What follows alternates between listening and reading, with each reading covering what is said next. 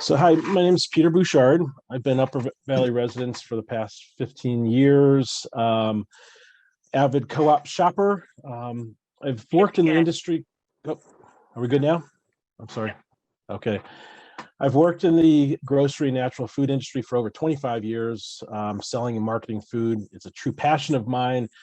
I love being in the business. I understand how to listen to consumers and the importance of co-op members and to learn their desires and their wants that they have.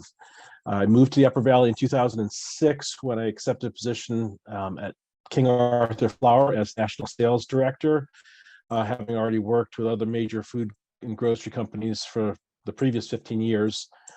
For 9 years, I successfully led King Arthur Flour's sales efforts and grew King Arthur from very much a regional Northeast brand to a national #1 national flour brand in the country.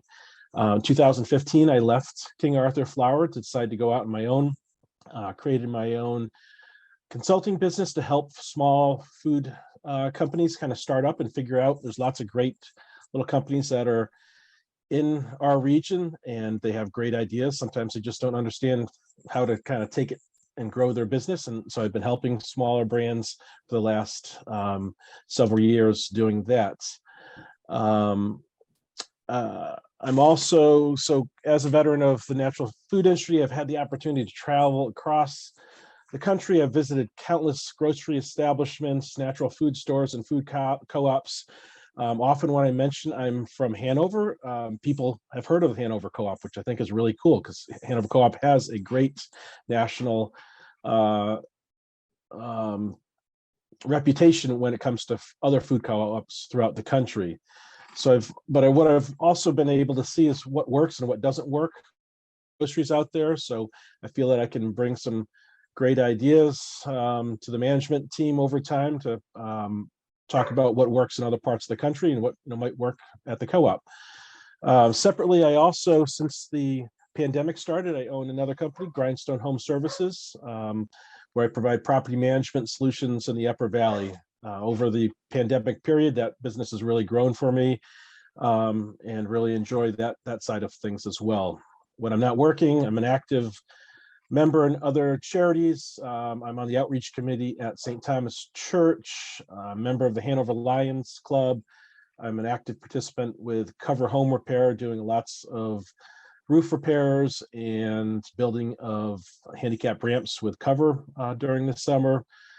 And finally, I live in Hanover. I'm local to the area with my partner, Heidi, our blended family of 3 children. My daughter Kyla, my son Blake, and Heidi's daughter Ma. Got 3 dogs, several chickens, and we love to garden. So that's kind of who I am in a nutshell. All right. Well, thank you, Peter. Thank you for that, for introducing yourself. We're going to go next to Karen.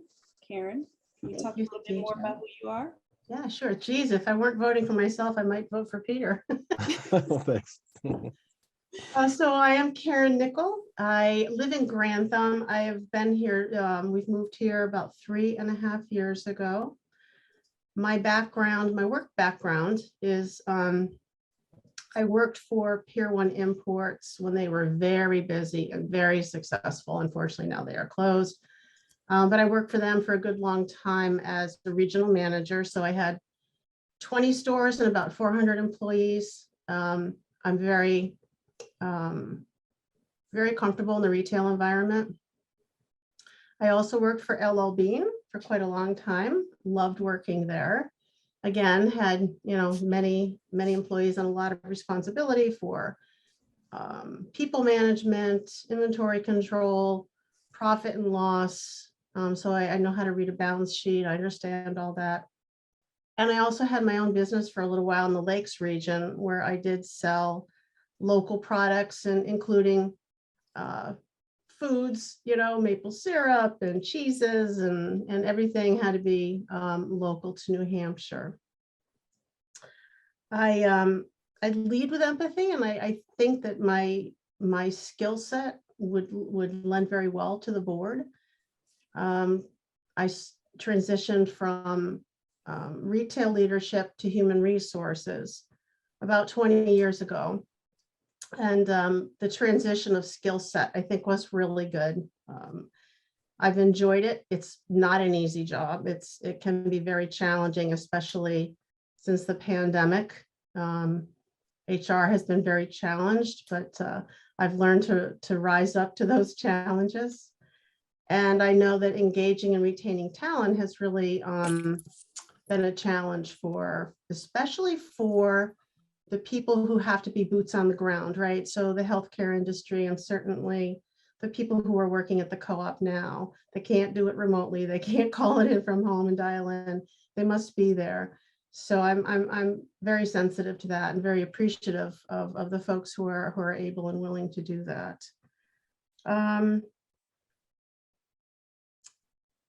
I also had chickens, originally from Connecticut, moved here, actually moved to Amherst, New Hampshire in the mid-90s, then moved back to Connecticut for family reasons. That's where I had my flock of chickens.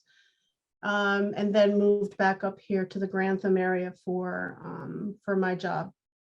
My husband and I have been married for 46 years, and we are section hikers. We section hike the Appalachian Trail.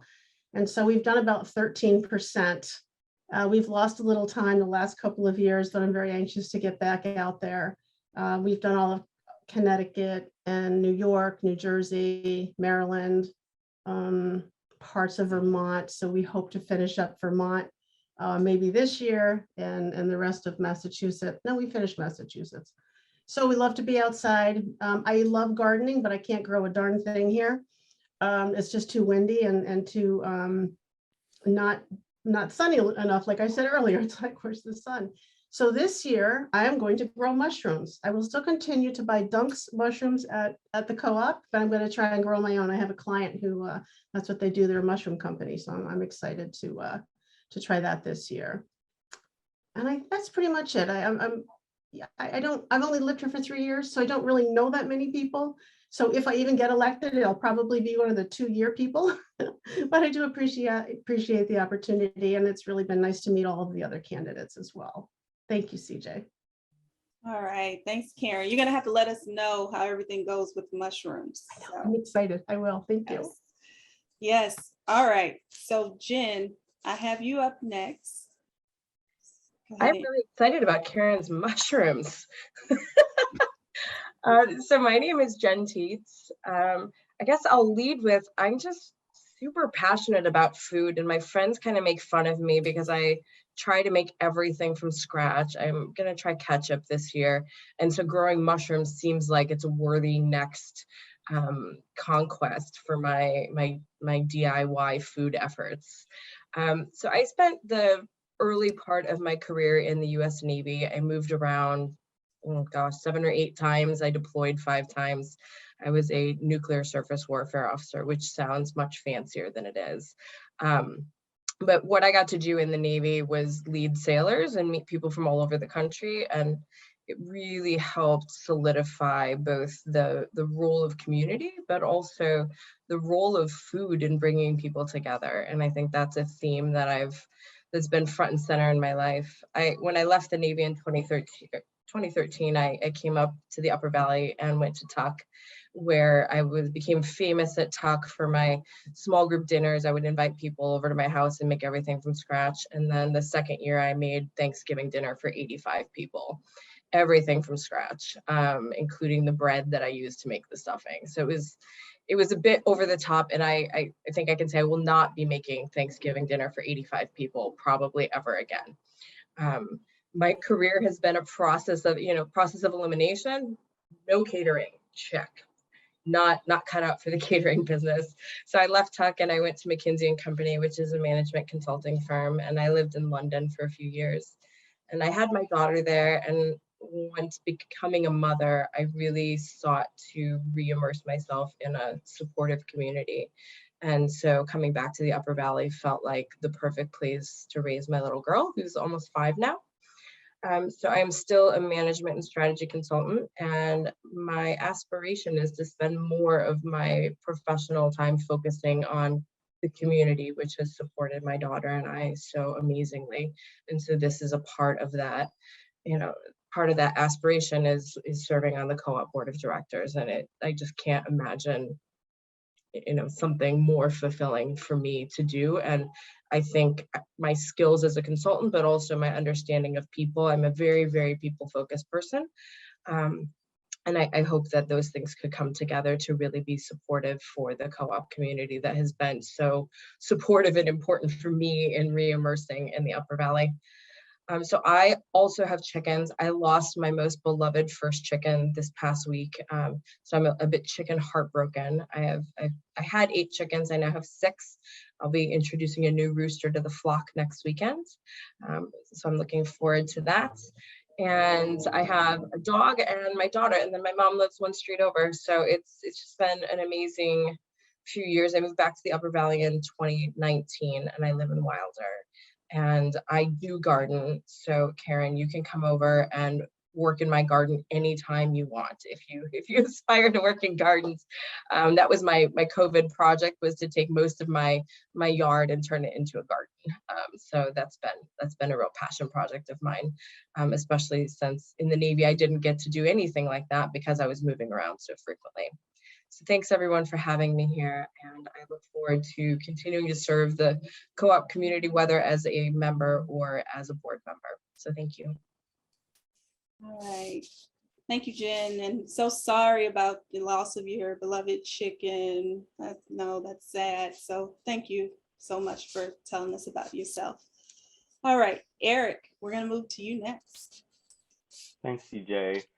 I've really enjoyed getting to know all of you fellow candidates throughout this process and through the meetings, and it's been great to have this on-ramp of being in some board meetings and committee meetings and really getting a sense of how everybody works together on this board, and particularly thanks to CJ and April for helping it to be so easy to navigate the election process.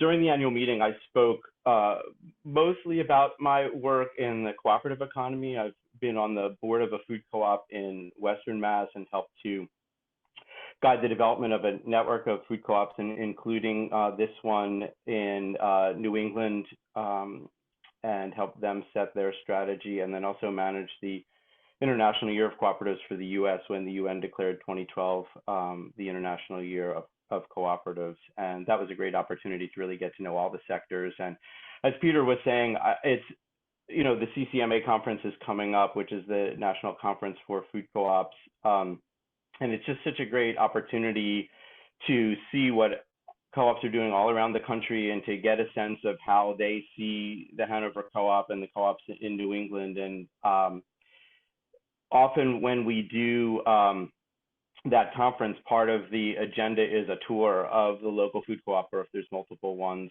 to go see. And it's every time, as Peter says, it's like a hobby. Every time you get into a town and there's a food co-op, it's kind of impossible not to go in and see, where do they put the health and beauty, or where do they have the produce, and do they have interesting local products or interesting local farms. And so looking into the food system side a little bit more, I thought might be a good thing to do today to balance out some of the stuff I've said about the co-op and what it's doing, and opportunities in terms of meeting the needs of member owners and balancing that with the strong business performance that we've seen year on year with this co-op.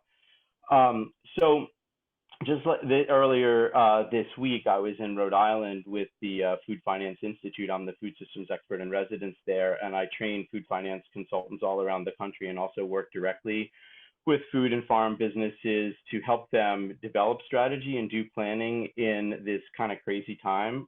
We developed this scenario planning program in the context of the pandemic because it's really good for developing strategy in times of high uncertainty and rapid change, which we're clearly in. And it's interesting with this onset of inflation because it really is a part of the story with what we saw on the front end with businesses and restaurants needing to shut down and pivot rapidly. And with this funding board that I was on for 9 years, I just hit the term limit on that last June, but we put state dollars in Vermont into food and farm businesses and working lands businesses more broadly. And when we got to that point in 2020, before the CARES Act dollars had hit the ground, but after businesses were in free fall, we redirected a few $100,000s of our funds to help the businesses directly with their needs, and we had a unique opportunity to put money right into the hands of businesses, which not every grant program can do.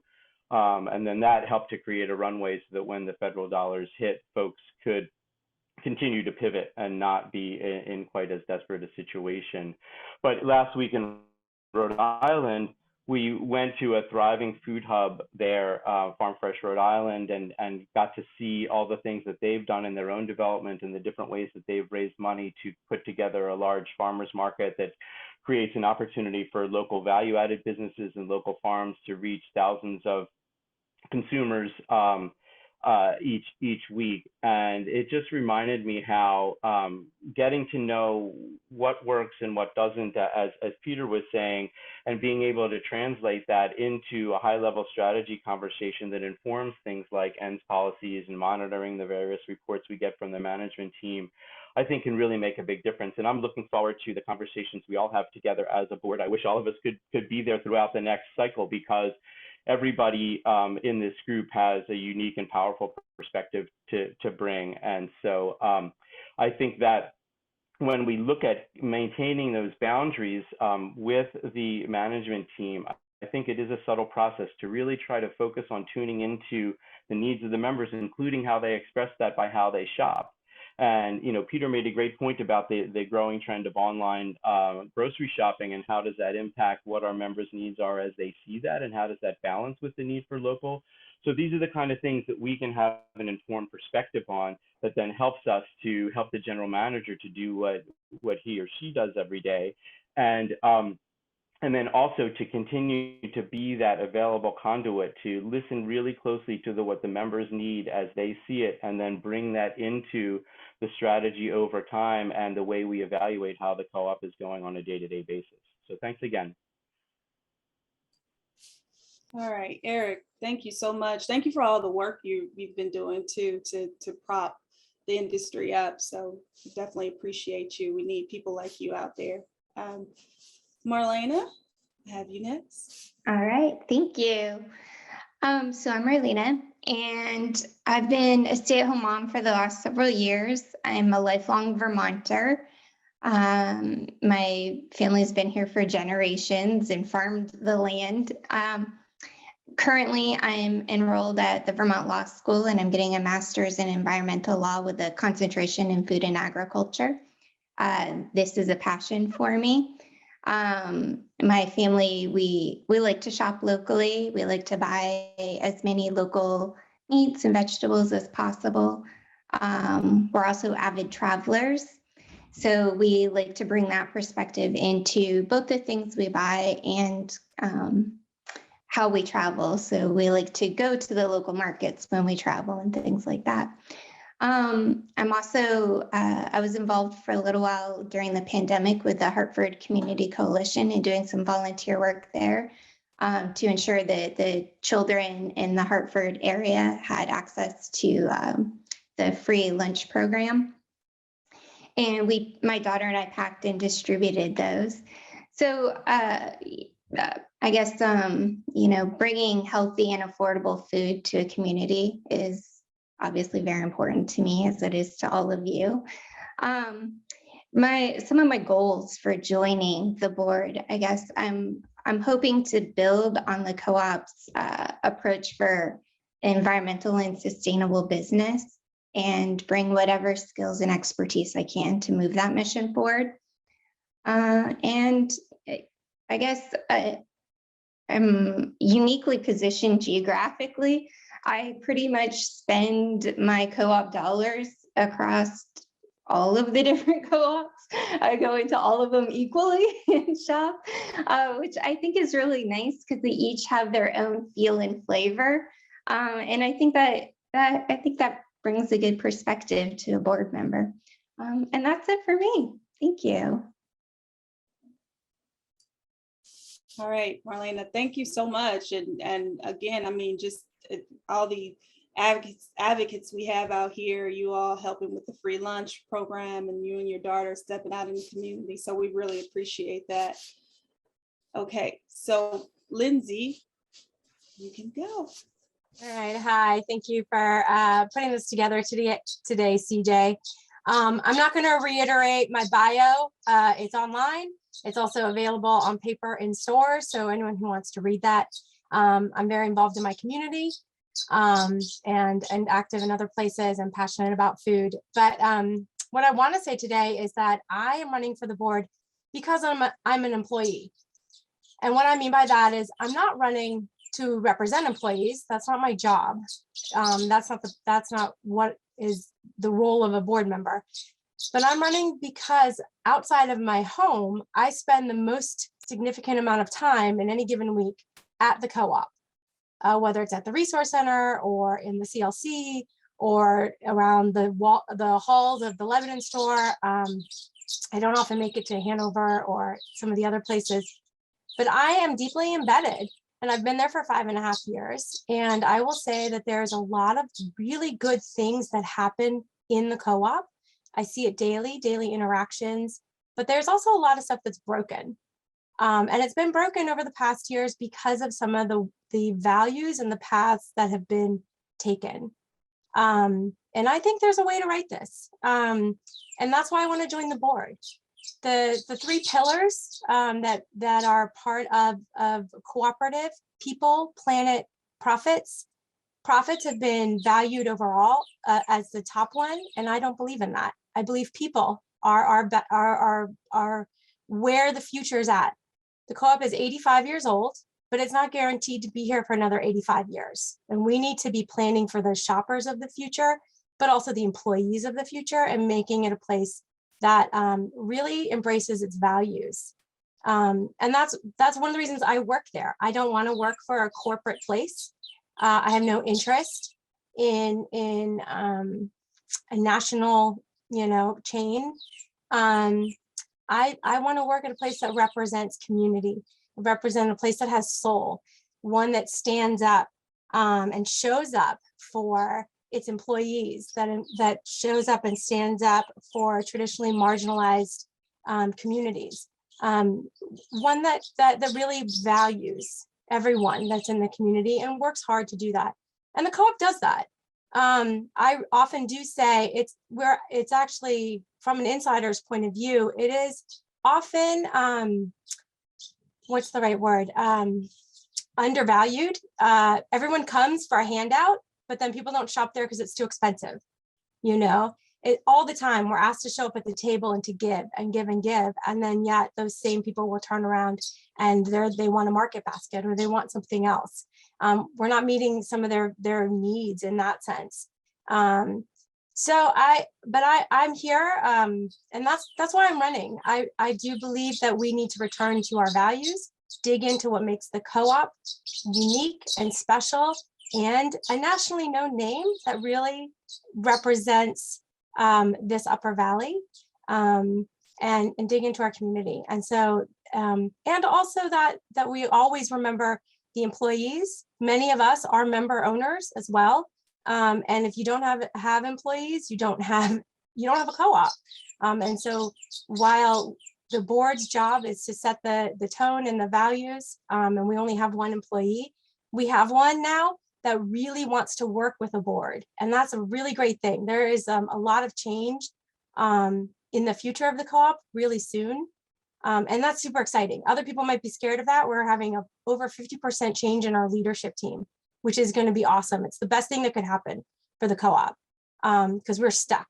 And so there's a really bright future, and I'm excited to be here for it and want to be a part of that and bring a focus in on values. And that's why I'm here. Thank you. All right, Lindsay, it's good to hear your optimism, and we appreciate that. And then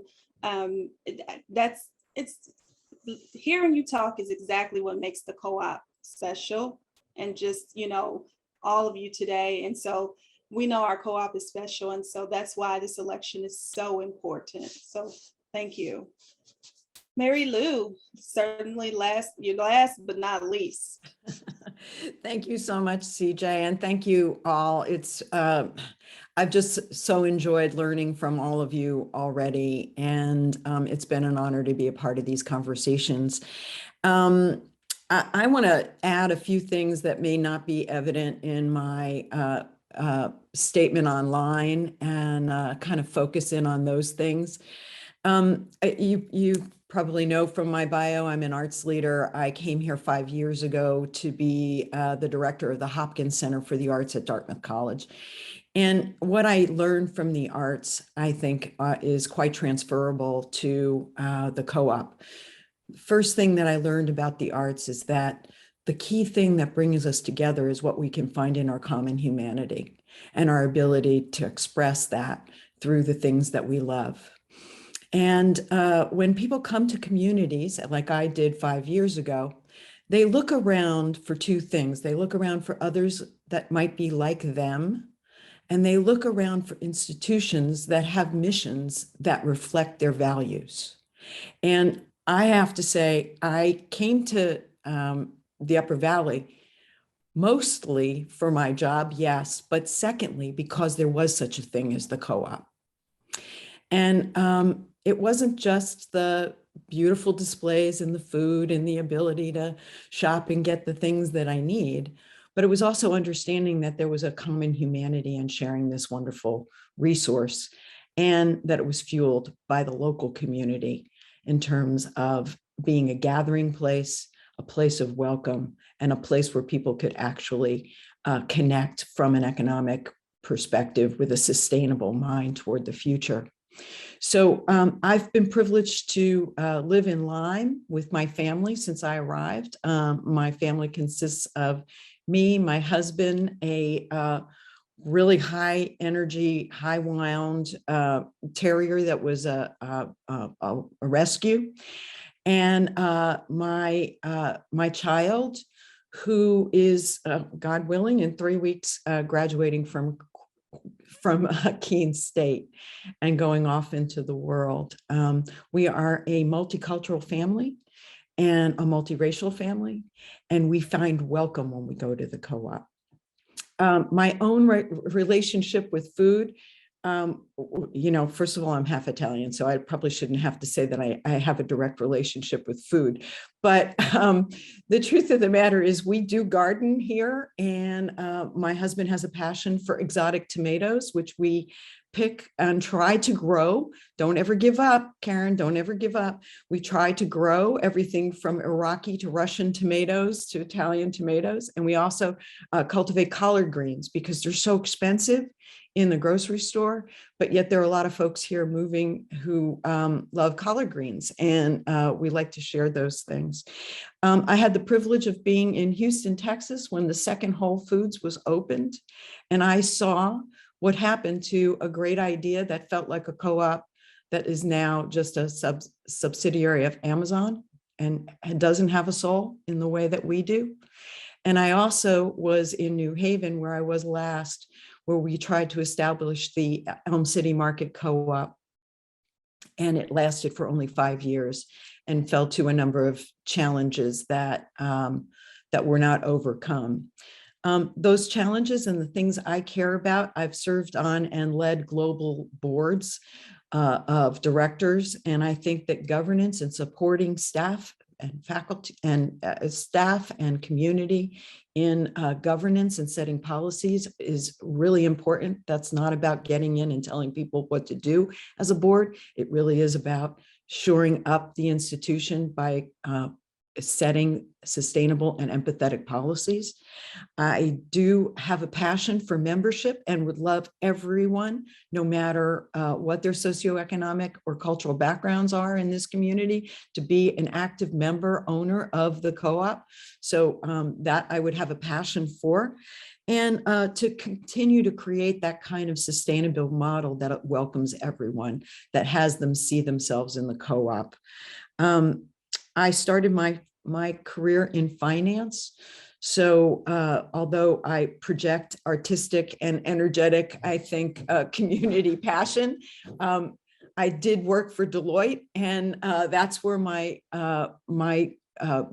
business acumen comes from, and I'd like to apply that to the co-op as well. So I think I'll stop there and just wrap that up by saying I am privileged to be among you all and part of this community, and I hope that I can bring value in whatever capacity I can. All right. So two things, Mary Lou. My family's from the South, so I'm a collard green type of gal. And then also just we appreciate just you telling us about yourself and your willingness to stay involved in the community. So thank you so much for that. You're All welcome. right. So that concludes the intros. We're going to go right into just asking questions. And then I'm going to open the floor up. We have a few member owners here today and also some of the directors. So if you want to ask questions, please feel free to do so at this time.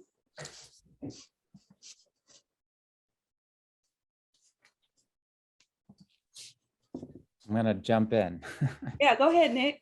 Hey. First of all, wow, I wish everyone here could win. Maybe we can add more seats to the board.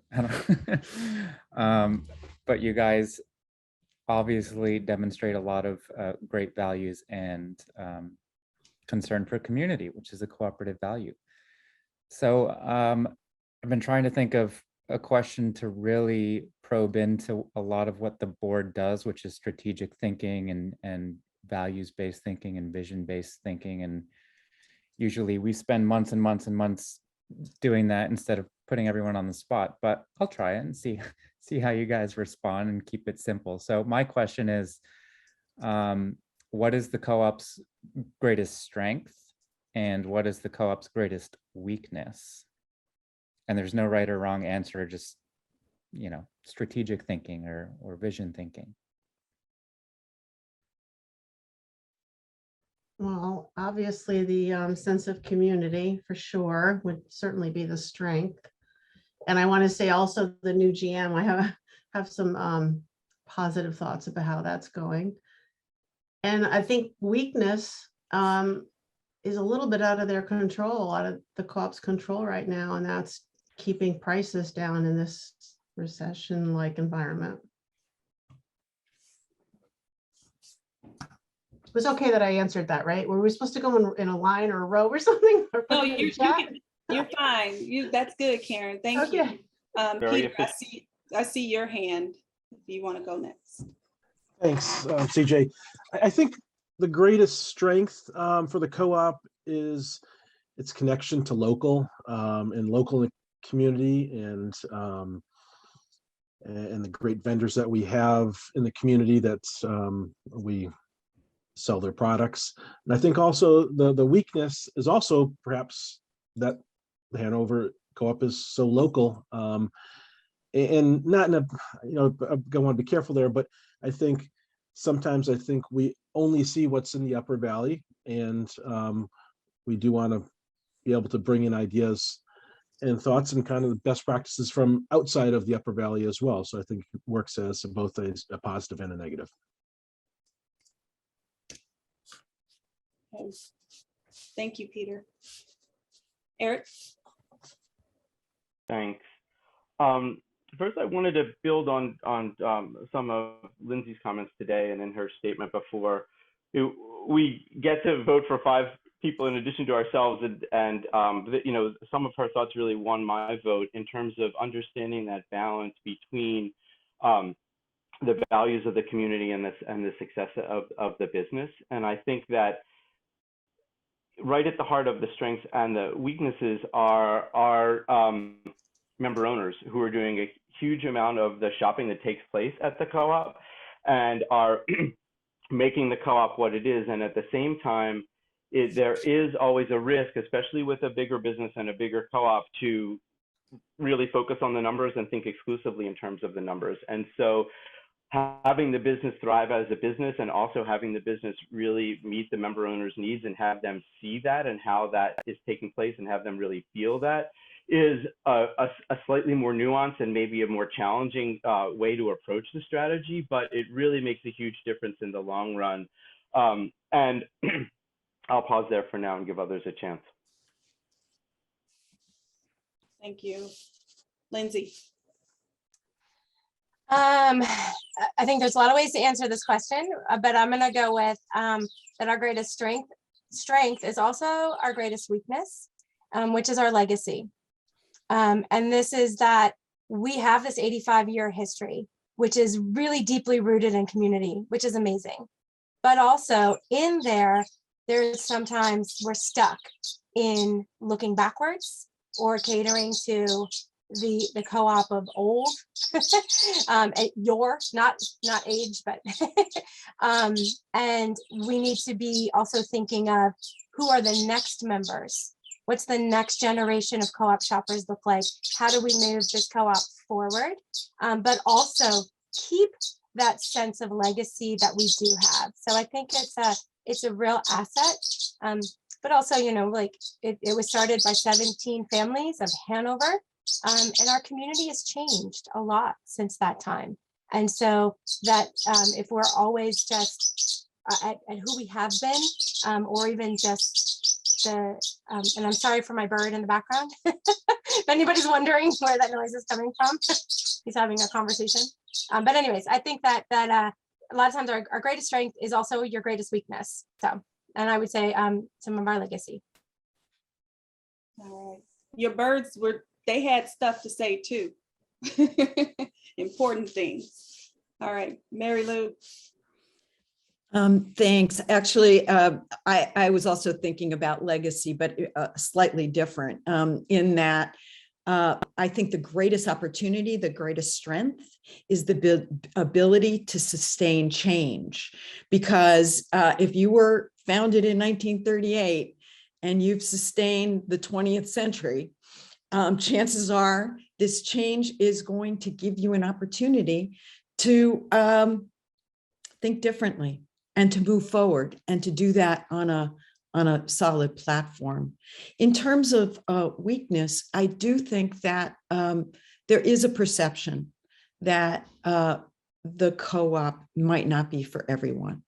And I don't think we've spent enough time as member owners or a community asking literally, who is not at the table, and inviting them in and finding ways to make sure that we are welcoming and we have a sense of equity and empathy when we're welcoming folks. So those would be my answers. Thanks.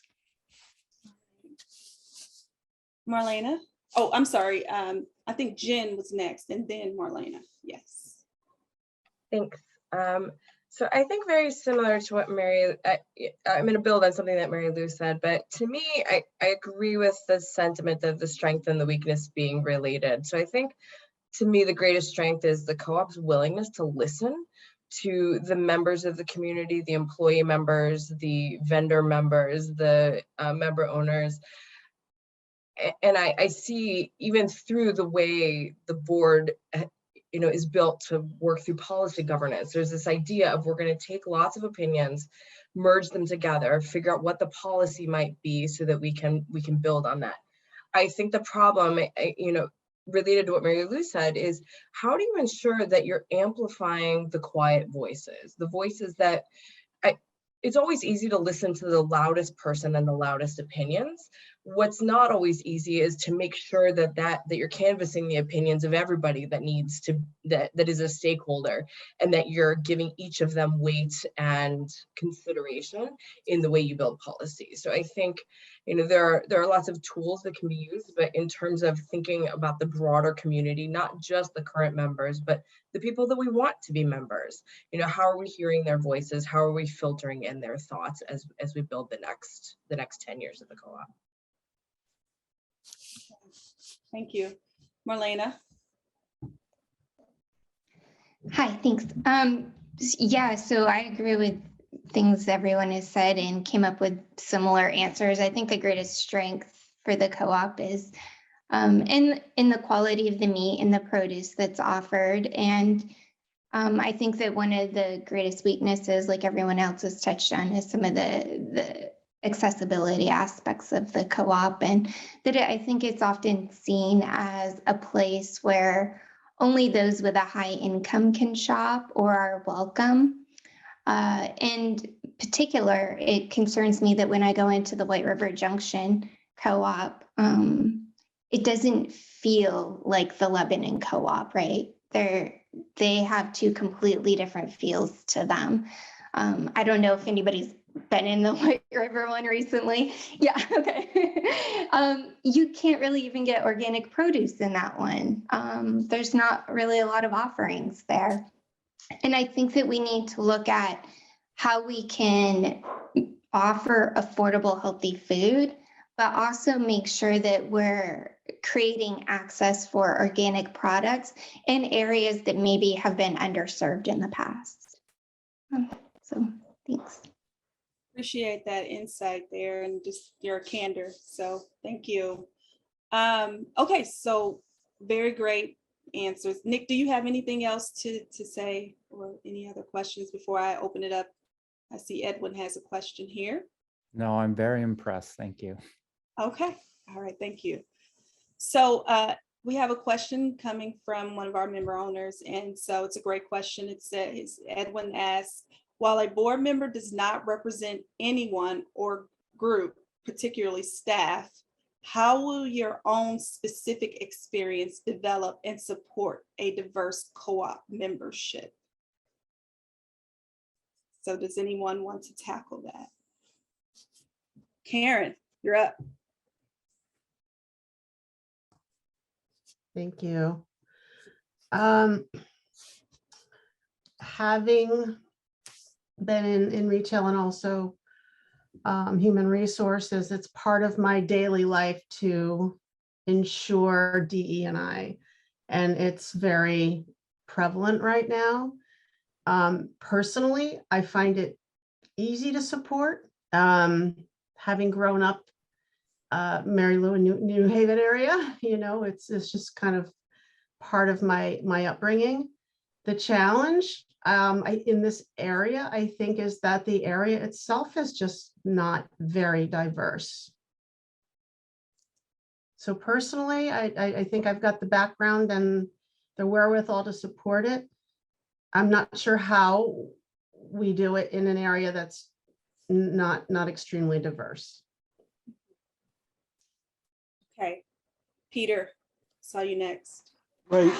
Yeah, I think Ms. Mary Lou was saying, we do live in a bit of a bubble up here in the Upper Valley, and we don't have a lot of diversity. Although, you know, there is some that, you know, there is some diversity that more than we think sometimes it comes in with Dartmouth, and which is great to see. But I think my experience is that I've lived outside of this community. I've been in this community for the last 15 years.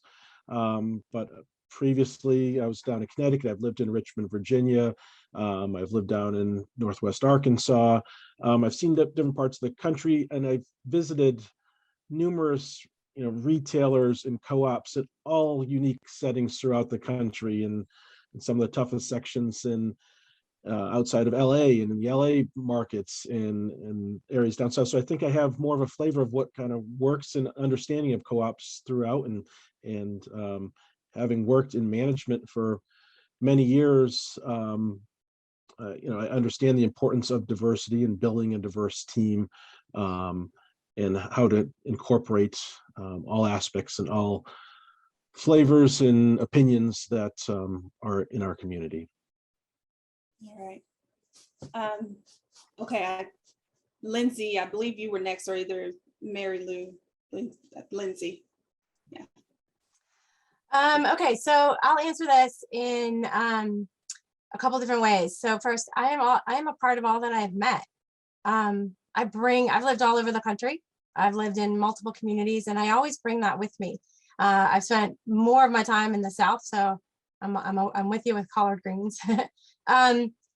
But as the question comes in, and it says, does not represent anyone or group, particularly staff, I am an employee. I'm not here to represent employees. I'm not here to speak for them, but I bring my experience as an employee with me. And that's an important perspective. And so I bring that perspective, just as somebody else might bring their perspective of working with other co-ops or working with King Arthur. So I bring that perspective of having an insider track. You know, we can answer questions about, we answered one at the annual meeting about plastic containers. That's a long ongoing conversation that I know of from the inside. And so how do we support a diverse co-op membership? And Mary Lou actually touched on this. We ask who's not at the table. We're always checking our own blind spots. The Upper Valley is way more diverse. If you're only thinking of diverse in racial terms, maybe it's a little less, but I think the Lebanon School District has over 50 different languages, original languages that their students speak. It's much more diverse than we give it credit to, but there's diversities in a lot of different ways. So we've got ability, we've got gender, we have, sexual orientation, and there's a lot of diversity within the co-op. And it's not just skin color. So we have to look at what's not happening at the table and be open to it. I got called out in a cooking class last night. It was fantastic. I've not been using closed captioning. I've been teaching online Zoom classes for 1.5 years. And finally somebody said, can you turn on the closed captioning? And I was like, oh, like it just hadn't occurred to me. And I try to think of myself as someone who's very aware. I have a special needs sister. I have, I'm in tune with a lot of stuff. And I really appreciated being called out and I figured out how to turn it on. And so I think that's how we continue to ask that question, who's not at the table, who's not here, and be open to being called out and increasing our base. So that's what I have to say. All right, thank you. Okay, so I'm not rushing anyone, but we need to be mindful of the time. We have 6 minutes left. Mary Lou. Thanks. I'm not going to repeat what Lindsay said because I agree with every word that she just uttered. I would just say that having never really lived in a community outside of a city, and a city where where there's tremendous diversity and both racial, culturally, and socioeconomically. I am so excited about the diversity of this community and the future diversity of this community. And the only way to make people feel comfortable is to meet them where they are and meet their needs when they come forward. So in the sense of, let's get called out every day. Let's get reminded who's not at the table, and let's go meet them where they are and bring them to the co-op so that they're part of the community and they're part of the family. And that's what I do every day. And I've done every day for 30 years in the arts. And the co-op is a much more powerful thing because yes, the arts nourish your soul, but we need food to nourish each other. So that's how I would answer this. Thank you.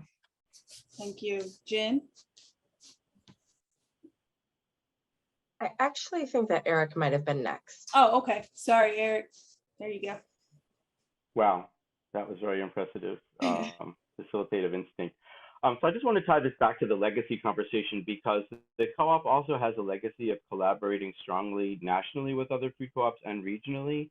And the national conversation really has helped with being able to compete with Whole Foods, and the regional one has been able to help with getting more local food because member owners wanted that. But it also creates an opportunity to address a common perception that food co-ops are elitist or not for everyone. And so I think we have an opportunity to learn from other food co-ops, just like policy governance is something that became a best practice.